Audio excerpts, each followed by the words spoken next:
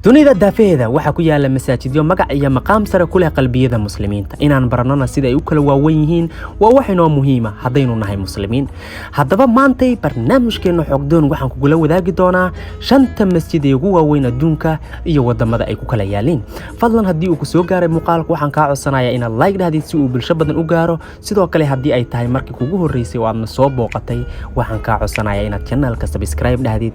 oo aad nagu soo biirtid kusoo dhawow muuqaalka oo faahfaahsan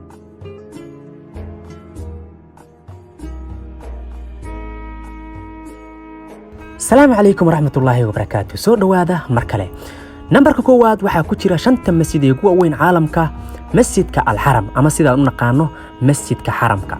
masjidka ugu weyn adduunka waxa lagu magacaabaa al-Haram ama Haramka waxa uu ku yaalaa magaalada Makka ee wadanka Sacuudiga waxaana masjidkaani ku hareeraysan Kacbada barakeysan oo ay muslimiintu meel walba adduunka ka joogaan u soo jihaystaan marka ay tukanayaan masjidkaani waxa sidoo kale loo yaqaanaa masjidka masaajida maadaama uu yahay meesha masaajida dunida ku yaala oo idil ay u soo jihaystaan waana masjidka ugu caansan oo kala bar aadanaha adduunka ay garanayaan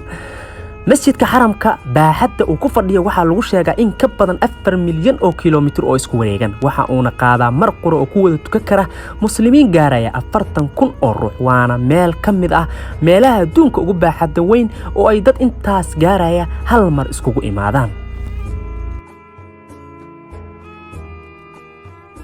نمبرka labaad waxa ku jira masjidka al-Nabawi ama sida dhamaanteen aan ugu yeerno masjidka nabiga sallallahu alayhi wasallam waana masjidka labaad ee ugu weyn caalamul islaami iyo guud ahaan adduunka waxa uu ku yaalaa magaalada Madiina al-Munawwara isla wadanka Sacuudiga masjidkaani waxa uu islaamku u leeyahay maqaam iyo mansab gooni ah maadaama uu wato magaca nabiga sallallahu alayhi wasallam waana meesha labaad ee adduunka ugu sharafta iyo qiimaha badan marka laga soo tago Kacbada barakeysan اللهم صل على سيدنا ومولانا محمد اللهم صل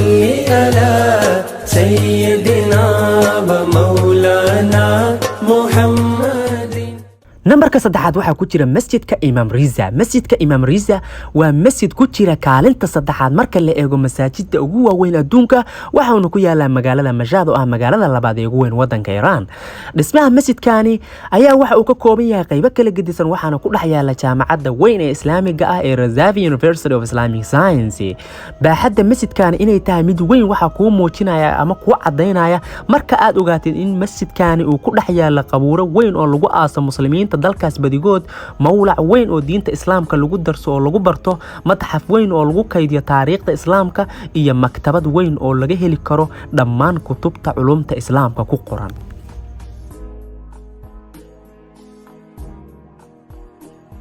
نمبرka afraad waxa ku jira masjidka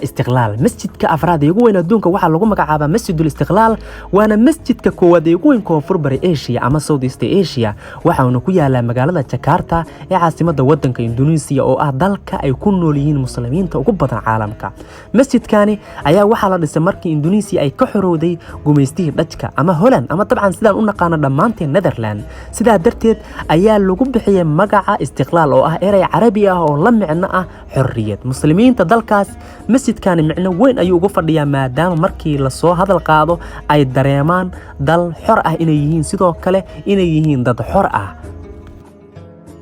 نمبرka shanaad waxa ku jira masjidka Xasan Laba masjidkaani waxa uu ku yaalaa magaalada Casablanca ee wadanka Morocco waana masjidka ugu weyn wadankaas halka kaalinta shanaad uga jiro masaajidda ugu waaweyn guud ahaan caalamka waxa naqshadeeyay injineer Faransiis ah oo la oran jiray Michael Bonsou waxa uu leeyahay masjidkaani minaaradda ugu dheer marka la barbar dhigo masaajidda ugu waaweyn caalamka masjidkaani munaasabadda ciidda oo kale ama markii shakhsi magac leh uu dhinto janaasada lagu tukanayo waxa la iskaga kala imaadaa dhammaan magaalooyinka ugu waaweyn wadankaas waad ku mahadsantahay daawashada muuqaalkan fadlan haddii uu ku cajabiyo waxaan kaa codsanayaa inaad videoga like dhahdid sidoo kale inaad channelka subscribe dhahdid oo aad nagu soo biirtid waxay noo tahay dhiirigelin iyo dardar hor alle waad ku mahadsantahay mar kale daawashada muuqaalkan salaamu calaykum